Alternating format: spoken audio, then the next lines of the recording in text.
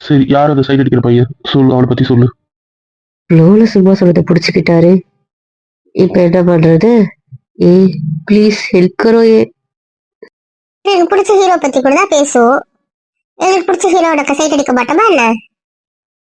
ஓ hero, யார் அந்த hero சொல்லுங்க பாப்போம். தேங்க்யூ ஹே தேங்க்யூ. அப்படிலாம் யாரும் இல்லம்மா. அப்ப யாரோ ஒரு பையன் இருக்கான். யார் அந்த பையன்? இப்ப எனக்கு அந்த பையன் யாரும் தெரிஞ்சாலும் அவன் கதை என்ன தெரிஞ்சாகணும். இதான் அந்த பையன். போதுமா? சொல்லாத, எனக்கு இப்ப அந்த பையன் யாரும் தெரிஞ்சே ஆகணும். ஒழுங்கா சொல்லிடு. அம்மே நிஜமா அப்படி யாரும் இல்ல அம்மே. நான்லாம் படம் பார்க்கறதே அரிதான விஷயமா இருக்கு. அதுல தியேட்டருக்கு போறது இன்னும் அரிதான விஷயமா இருக்கு. இதை நான் யாரம்மா சைட் அடிக்க போறேன்? டேய் நீ படத்துக்கே போறது இல்லையா? இல்ல, போறது இல்லதான். யாரு இருக்கா என் கூட வர எனக்கு புரியல. தாத்தாக்கு இப்பத்தி படம் பிடிக்காது, பாட்டியுமே அப்படிதான். பத்தாததுக்கு அப்பா உனக்கே தெரியும், அப்பா பழைய படம் தான் பார்ப்பாரு. அம்மா அப்பா எல்லாமே எங்கேயும் வரமாட்டேன்னு சொல்லிடுவாங்க. இந்த பக்கம் மம்மியும் அப்படிதான்.